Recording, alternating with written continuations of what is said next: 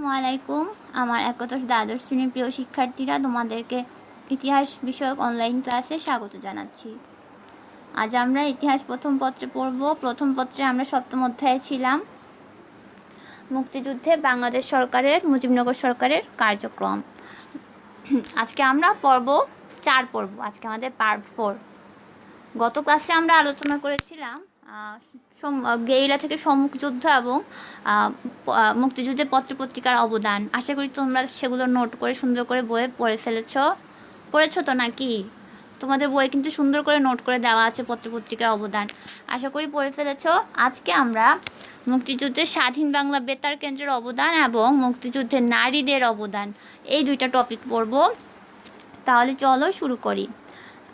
আমি যখন তোমাদের ইতিহাস বিষয়ে এই যে পড়াগুলো রেডি করছিলাম, তখন আমি নিজে গুগল সার্চ করে এমন কিছু তথ্য পেয়েছি যে আমরা সবসময় স্বাধীন বাংলা বেতার কেন্দ্রের নামই শুনেছি।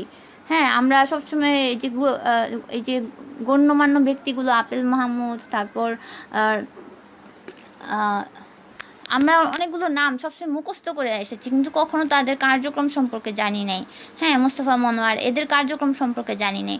আমি পড়তে গিয়ে একদম বিস্মিত হয়ে গিয়েছি যে স্বাধীন বাংলা বেতার কেন্দ্রে কত কষ্ট করে যে তখন কাজ করা হয়েছে। আমাদের এই আধুনিক প্রযুক্তির কিছুই ছিল না। তারা কত কষ্ট করে সেই সময়, এই মুক্তিযুদ্ধের সময় তারা তাদের যে দায়িত্বগুলো পালন করেছে এবং মুক্তিযোদ্ধাদেরকে অনুপ্রাণিত করেছে, মানুষের কাছে তথ্য পৌঁছে দিয়েছে। তো আজকে এগুলো যখন আলোচনা করব, আশা করি তোমরাও ব্যাপারটা ফিল নিয়ে পড়বে এবং শুনবে, কারণ আমি বা আমরা প্রত্যেকেই কিন্তু ৭১-এর পরের প্রজন্ম। আমাদের জন্য কিন্তু এই জিনিসগুলো জানা খুবই দরকার। তাহলে দেখো, মহান মুক্তিযুদ্ধে দ্বাদশ সেক্টর বলে পরিচিত স্বাধীন বাংলা বেতার কেন্দ্র। আমরা অদ্যাবধি পড়ে এসেছি আমাদের 11টি সেক্টর মুক্তিযুদ্ধ চলাকালীন ছিল, আর স্বাধীন বাংলা বেতার কেন্দ্রকে দ্বাদশ সেক্টর হিসেবে পরিচিত ছিল, অর্থাৎ এটাকে অনেকটা মর্যাদা হিসেবে বলা হতো যে স্বাধীন বাংলা বেতার কেন্দ্র হচ্ছে 12তম সেক্টর। কলকাতার বালিগঞ্জ স্ট্রিটের 58 নম্বর বাড়িতে অবস্থিত ছিল বেতার কেন্দ্রটি। দেখো, নিরাপত্তার জন্য এটা কিন্তু বাংলাদেশের সীমান্তে করতে পারা যায় নাই। কলকাতার বালিগঞ্জের স্ট্রিটের 58 নং বাড়িতে অবস্থিত বেতার কেন্দ্রটি মহান মুক্তিযুদ্ধের পুরোটা সময় ধরে প্রতিশোধের স্পৃহা জুগিয়েছে রণাঙ্গনের মুক্তিসেনাদের। বলা চলে মহান মুক্তিযুদ্ধকে আরও বেশি বেগবান করতে স্বাধীন বাংলা বেতার কেন্দ্রের ভূমিকা অপরিসীম। 1971 সালের 26 থেকে 27 মার্চ চট্টগ্রাম বেতার কেন্দ্র থেকে বেরিয়ে এলো নতুন রাষ্ট্র বাংলাদেশের স্বাধীনতার ঘোষণার বাণী। এটা আমরা যখন স্বাধীনতার ঘোষণা পড়ছিলাম এবং বঙ্গবন্ধুর যে মেসেজটা সবখানে পৌঁছে দেওয়া হলো, এবং এম.এ. হান্নান এবং মেজর জিয়া 26 এবং 27 তারিখ যখন কালুরঘাট বেতার কেন্দ্র থেকে যখন স্বাধীনতার ঘোষণা দেয়, এটা তারপরের ঘটনা, কারণ এটা কিন্তু ওখানে আগে ছিল, কিন্তু পরবর্তীতে স্থান পরিবর্তন করতে বাধ্য হয়। এই বেতার কেন্দ্রের মাধ্যমে কিন্তু পৃথিবীর জাতিসমূহের কাছে জানানো হয়েছিল যে বাংলাদেশের প্রতি তাৎক্ষণিক স্বীকৃতি এবং সহযোগিতা দানের আহ্বান। এ বিষয়ে স্বাধীন বাংলা বেতার কেন্দ্রের কণ্ঠযোদ্ধা সুজয় শ্যাম বলেন যে মুক্তিযুদ্ধের সময় কালজয়ী গানগুলো গেয়ে আমরা স্বাধীন বাংলা বেতার কেন্দ্রের শিল্পীরা মুক্তিযোদ্ধাদের পাশাপাশি সমগ্র জাতিকে অনুপ্রাণিত করেছিলাম। মুক্তিযোদ্ধারা কীভাবে আমাদের ঠিকানা জানতেন সেটা আমরা জানতাম না। তারা প্রায় আমাদের চিঠি দিতেন, তারা আমাদেরকে আরও গান করে তাদের অনুপ্রেরণা দেওয়ার জন্য বলতেন। জানা গেছে স্বাধীন বাংলা বেতার কেন্দ্রের গান মুক্তিযোদ্ধাদের অপারেশন সংকেত হিসেবেও ব্যবহার করা হতো। নির্দিষ্ট গান সম্প্রচারের সঙ্গে সঙ্গে শত্রুঘাটিতে গেরিলা বাহিনী হামলা চালাতো।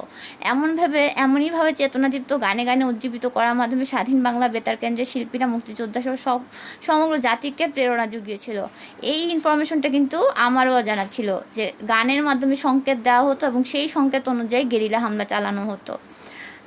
আরও জেনে অবাক হবা, আগুন ঝরানো মুক্তির গানে দেয়ালে পিঠ থেকে যাওয়া অসহায় বাঙালির হৃদয়ে স্বাধীন বাংলা বেতার কেন্দ্র তখন জ্বালিয়েছিল আশার মশাল। শুধু গান নয়, স্বাধীন বাংলা বেতার কেন্দ্রের অন্যতম জনপ্রিয় অনুষ্ঠান ছিল চরমপত্র পাঠ, যা ছিল দুঃসময় হাসির খোরাক জোগানোর পাশাপাশি ধিক এবং উদ্দীপনা দিয়েছে প্রতিটি বাঙালিকে। এক কথায় মহান স্বাধীনতার আবির ক্ষেত্রে স্বাধীন বাংলা বেতার কেন্দ্র তথা এই শিল্পী এবং কলা কুশলীদের অবদান ছিল অবিস্মরণীয়। আরও কিছু জিনিস আমি পড়েছি সে সময়। এই যে স্বাধীন বাংলা বেতার কেন্দ্র সেই সময় কিন্তু কলকাতায় যেখানে ছিল সেখানে কোনো ফ্যান ছিল না। প্রচণ্ড গরমের মধ্যে তারা ওই মেশিনটা চালু করে এগুলো রেকর্ডিং করতো, তারপর এগুলি পাঠ করতো। শিল্পী কলাকুশলী যারা ছিল প্রচণ্ড গরমের মধ্যে বুঝতেই পারছো মার্চ মাস থেকে শুরু করে তো মাঝখানে যে পুরো সিজনটা কিন্তু গরমের মধ্যে দিয়ে গিয়েছে। প্রচণ্ড গরমে তারা এই যাবতীয় কাজগুলো করতো। আর মুক্তিযুদ্ধে যে পত্রপত্রিকার অবদান, এগুলো অলরেডি আমরা গত ক্লাসে পড়েছিলাম। গণমাধ্যম, আর গণমাধ্যমের একটা অংশ হচ্ছে পত্রপত্রিকা, একটা হচ্ছে সংবাদপত্র, আর গণমাধ্যম আমরা জানি প্রিন্ট মিডিয়া। তো পত্রপত্রিকার অবদানগুলো বইয়ে খুবই সুন্দর করে দেওয়া আছে। এবং দেখো যে পত্রপত্রিকার নামগুলো দেখো, জয় বাংলা, বাংলার বাণী, নামগুলোও দেখো কি ফ্যাসিনেটিং। জয় বাংলা, বাংলার বাণী, অমর বাংলা, অগ্নিবাণ, আমোদ, আমার দেশ, অগ্রদূত, অভিযান, ওরা দুর্জয় ওরা দুর্বার, জন্মভূমি, জাগ্রত বাংলা, দাবানল, বিপ্লবী বাংলাদেশ।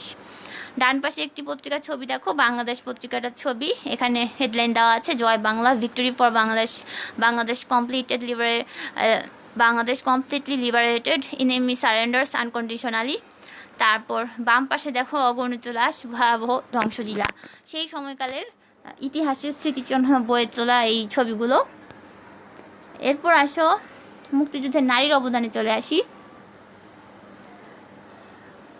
একটা রাষ্ট্রের 50% জনগণ যেখানে আনুপাতিক হারে নারী, সেই রাষ্ট্রে নারীর অবদান ছাড়া কিন্তু কোনো কিছুই সম্ভব না। সুতরাং মুক্তিযুদ্ধ সম্ভব হতো না, বা মুক্তিযুদ্ধের স্বাধীনতাও সম্ভব হতো না যদি সেখানে নারীদের অবদান না থাকতো। যাই হোক, পরে মুক্তিযুদ্ধ শুরু হলে বহুমাত্রিকভাবে নারীরা সেই যুদ্ধে অংশ নিয়েছিল। মুসলমান, হিন্দু, বৌদ্ধ, খ্রিস্টান সব ধর্মের নারীরাই মুক্তিযুদ্ধে অংশ নিয়েছিলেন। কেবল বাঙালি নয়, সর্বাত্মকভাবে মুক্তিযুদ্ধে অংশ নিয়েছেন আদিবাসী নারীরাও। যুদ্ধের সময় যদিও বাংলাদেশ সরকারের নীতিতে নারীদের যুদ্ধের প্রশিক্ষণ দেওয়া গিয়ে এরা যুদ্ধের জন্য প্রস্তুত করা এবং প্রশাসনিক কাজের নেতৃত্বে নারী সাংসদের দায়িত্ব দেওয়া ইত্যাদি সিদ্ধান্ত নেওয়া হয়নি, তারপরেও এক্ষেত্রে নারীরা ছিলেন অনড়। তারা সম্মুখ সমরে অংশ নেওয়ার তীব্র আকাঙ্ক্ষা ব্যক্ত করেছিলেন। কলকাতায় রাজনীতিবিদ, মুক্তিযুদ্ধকালীন সরকারের প্রতিনিধি সৈয়দা সাজেদা চৌধুরীর পরিচালনায় গোবরা ক্যাম্পের 300 তরুণীকে গোবরা ও BLF ক্যাম্পে অস্ত্র প্রশিক্ষণ দেওয়া হয়েছিল। এদের মধ্যে গীতা মজুমদার, গীতা কর, শিরিন বানু মিতিল, ডাক্তার লাইলি পারভিন অস্ত্র চালনা শেখার পরও তাদের সম্মুখ সমরে যেতে দেওয়া হয়নি। নারীদের প্রত্যক্ষ যুদ্ধে অংশগ্রহণের প্রশ্নে সে সময় যুদ্ধকালীন সরকারের ভেতরে দ্বিধা ছিল। অন্যদিকে বিভিন্ন যুব শিবিরের যুদ্ধে প্রশিক্ষণের জন্য অস্ত্র সংকটে অপেক্ষায় ছিল বিপুল সংখ্যক তরুণ। ছেলেরা যেখানে অস্ত্র পাচ্ছে না, যুদ্ধে যেতে পারছে না, প্রশিক্ষণ পাচ্ছে না, সেখানে মেয়েদের মুক্তিযুদ্ধ করার ও অস্ত্র দেওয়ার প্রশিক্ষণ গুরুত্ব পাওয়ার সরকার রাজনীতিবিদদের প্রচলিত ধ্যান ধারণার বাইরে ছিল। নারীর প্রতি নেতিবাচক এই দৃষ্টিভঙ্গি সে সময় মোটেও ন্যায়সঙ্গত হয়নি। তারপরও আলমতাজ বেগম ছবি গেরিলা যুদ্ধে অংশ নিয়েছেন। বরিশালের করুণা বেগম ছিলেন অকুতোভয় মুক্তিসেনা। পুরুষের পোশাকে এই যুদ্ধে পাকিস্তানিদের প্রতিরোধ করেছিলেন শিরিন বানু মিতিল এবং আলেয়া বেগম। এখানে মুক্তিযোদ্ধাদের মায়েদের কথাও বলা দরকার। শহীদ রুমির নাম তোমরা সবাই শুনেছ। শহীদ রুমির মা জাহানারা ইমাম বা শহীদ আজাদের মা সাফিয়া বেগমের মতো সব মাই মুক্তিযুদ্ধ সন্তানদের অনুপ্রেরণা দিয়ে গিয়েছেন। তাদের এই ত্যাগও ইতিহাসের অংশ। মূলত এভাবেই নারীরা বাঙালির মুক্তি সংগ্রামে অদম্য ভূমিকা অবতীর্ণ হয়েছেন। তারা ক্যাম্পে ক্যাম্পে কাজ করেছেন, মুক্তিযোদ্ধাদের সঙ্গে ক্যাম্পে রান্নার কাজ করেছেন। তারা অস্ত্র শিক্ষা নিয়ে মুক্তিযোদ্ধাদের প্রহরী হিসেবেও কাজ করেছেন। আবার শত্রুদের বিষয়ে খান সেনা ও রাজাকারদের অবস্থান সম্পর্কে মুক্তিযোদ্ধাদের কাছে খবরও দিয়েছেন। মুক্তিযুদ্ধের সময় বাড়িতে মুক্তিযোদ্ধাদের লুকিয়ে রাখা অস্ত্র এগিয়ে দেওয়া, যুদ্ধ আহত মুক্তিযোদ্ধাদের সেবা চিকিৎসা করা, তাদের জন্য ঔষধ, খাবার ও কাপড় সংগ্রহ করা, রক্ত ঝরা 71 নারীদের এই সক্রিয় কর্মকাণ্ড ছিল তাদের মুক্তিযুদ্ধ। বাংলাদেশ মহিলা পরিষদের তৎকালীন সভানেত্রী সুফিয়া কামাল পাকিস্তানি বাহিনীর নজরদারিতে যুদ্ধের 9 মাস ঢাকার তার বাড়িতেই ছিলেন। ওই অবস্থায় তিনি নানা কৌশলে মুক্তিযোদ্ধাদের সহযোগিতা করেছিলেন। এসব তিনি সে সময় দিনলিপিতে লিখেছেন, যা বর্তমানে মুক্তিযুদ্ধ জাদুঘরে সংরক্ষিত রয়েছে। স্বাধীনতার 29 বছর পর মুক্তিযোদ্ধা হিসেবে প্রত্যক্ষ অবদানের জন্য স্বীকৃতি পেতে শুরু করে নারীরা। এর ধারাবাহিকতায় দীর্ঘ বিস্তৃত অবহেলা শেষে ইতিহাস এখন বদলাতে শুরু করেছে। নারীরা মুক্তিযোদ্ধাদের মধ্যে বীর প্রতীক খেতাব পেয়েছে 3 জন। 1972 সালে ক্যাপ্টেন সিতারা বেগমের ছবিটা দেখো, নিচে হাতের বাম দিকে দেখো ক্যাপ্টেন সিতারা বেগম। তারপর তারামন বিবি পায় 1973 সালে, তার সেকেন্ড ফটোটা হচ্ছে তারামন বিবির, এবং 1997 সালে পান হচ্ছে কাকন বিবি। লাস্ট যে ছবিটা স্কাই ব্লু শাড়িতে কাকন বিবি। তারামন বিবি এবং কাকন বিবি 2018 সালে প্রয়াত হয়েছেন, এবং দুজনই অনেককাল ছিলেন বিস্মৃতির অন্ধকারে। এবং আরও অজস্র বীরঙ্গনার গল্প আমরা জানি, গল্প বলবো না, একটা কাহিনী বলবো, সত্যিকারের ঘটনা। এবং তোমরা জানো আমাদের জাতির জনক বঙ্গবন্ধু শেখ মুজিবুর রহমান বলেছিলেন যে বীরঙ্গনাদের ঠিকানা যদি কেউ জানতে চায় তাহলে বলবে, বাবা বা ঠিকানা ঠিকানার কথা যদি জানতে চায় তাহলে বলবে যে তাদের বাবা শেখ মুজিবুর রহমান এবং ঠিকানা 32/3 32 নং ধানমন্ডি 32 নং যে বাসাটা, সেই বাসার ঠিকানা। মুক্তিযুদ্ধের নারীর ভূমিকাগুলো এবার আমরা পয়েন্টস আকারে দেখে নিই, যাতে আমরা পরীক্ষায় সুন্দরভাবে উত্তর করতে পারি। প্রথমটা হচ্ছে সশস্ত্র যোদ্ধা হিসেবে ভূমিকা। মুক্তিযুদ্ধ চলাকালে কলকাতার যে গোবরা ক্যাম্পে আমরা একটু আগে দেখেছিলাম, গোবরা ক্যাম্পে প্রায় 400 জন মহিলা মুক্তিযুদ্ধে সশস্ত্র যুদ্ধের ট্রেনিং গ্রহণ করে। এছাড়া আগরতলার লেম্বুচোরা ক্যাম্পে মহিলা গেরিলা স্কোয়াড গঠন করে আধুনিক অস্ত্রশস্ত্রের উপর উচ্চতর ট্রেনিং দেওয়া হয়। অনেক মহিলা বা নারী সরাসরি অস্ত্র হাতে যুদ্ধ করে। তৃতীয়ত, যুদ্ধক্ষেত্রে সহযোগী যোদ্ধা হিসেবে মহিলাদের ভূমিকা। 1971 সালে মুক্তিযুদ্ধের সময় এমন কিছু মহিলা ছিলেন যাদের কোনো অস্ত্র পরিচালনার ট্রেনিং না থাকলেও তারা যুদ্ধক্ষেত্রে মুক্তিযোদ্ধাদের নিকট গোলাবারুদ পৌঁছে দিতেন, ব্যাংকারে খাবার পৌঁছে দিতেন এবং অস্ত্র পরিষ্কার করে দেওয়া, ফার্মাস খেটে দেওয়া, এ ধরনের কাজ করতেন। অর্থাৎ যত ধরনের সহযোগিতার প্রয়োজন তা সব দিক থেকে সহযোগিতা করতেন।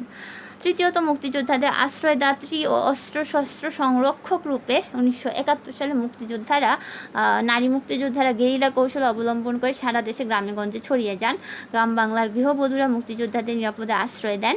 নিজেদের জীবন বিপন্ন করে তারা মুক্তিযোদ্ধাদেরকে নিজের শোবার ঘর, বাথরুম, গোলাঘরে লুকিয়ে রেখে কখনো কখনো মুক্তিযোদ্ধাদেরকে স্বামী বা নিকটাত্মীয় বলে পরিচয় দিয়ে ঘাতক, রাজাকার, আলবদর পাকিস্তানি সেনাদের হাত থেকেও রক্ষা করেন। অনেক সময় তারা নিজেরা এবং পরিবারের সদস্যরা অভুক্ত থেকেও মুক্তিযোদ্ধাদের খাবার জুগিয়েছেন। মুক্তিযুদ্ধের সময় অস্ত্র সংরক্ষণের দায়িত্ব মহিলারা পালন করেছেন। মুক্তিযোদ্ধাদের অস্ত্রশস্ত্র তারা অতি যত্নে চাউলের ড্রামে, মুরগির খোয়ারে, বিছানার নিচে, মাটির তলায়, বাথরুমে, আলমারিতে লুকিয়ে রাখতেন। এরপর 4 নম্বর পয়েন্টটি দেখো, সেবা শুশ্রূষাকারী হিসেবে। অসুস্থ কিংবা যুদ্ধাহত মুক্তিযোদ্ধাদের নার্সিংয়ের দায়িত্ব নারীরাই পালন করতেন। সীমান্ত অঞ্চলে কিংবা মুক্তাঞ্চলে যে সকল অস্থায়ী হাসপাতাল চালু করা হয়েছিল সেখানে নারীরাই সেবার কাজ করতেন। এরপর 5 দেখো, তথ্য আদান প্রদানের এই গুরুত্বপূর্ণ ভূমিকাটা কিন্তু মুক্তিযুদ্ধের সময় নারীরা করেছেন। অনেক সাহসী নারী গোপনে লিফলেট, পত্রিকা ইত্যাদি ছাপানো, এক জায়গা থেকে অন্য জায়গায় পৌঁছানোর কাজে পুরুষের পাশাপাশি অংশ নিয়েছেন।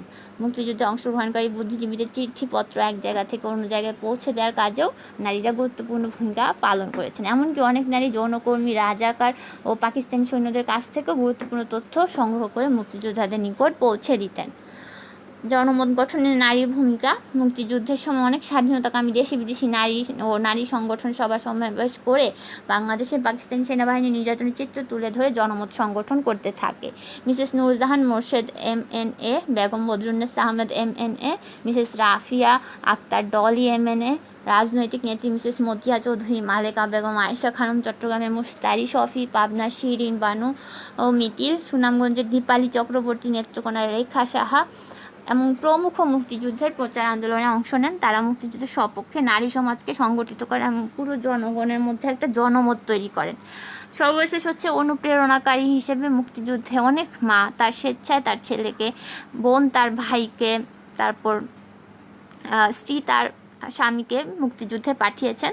শহীদ জননী জাহানারা ইমাম, শরীফ ইমাম তাদের বড় ছেলে রুমিকে মুক্তিযুদ্ধে পাঠিয়ে তাকে দেশের নামে উৎসর্গ করেছিলেন।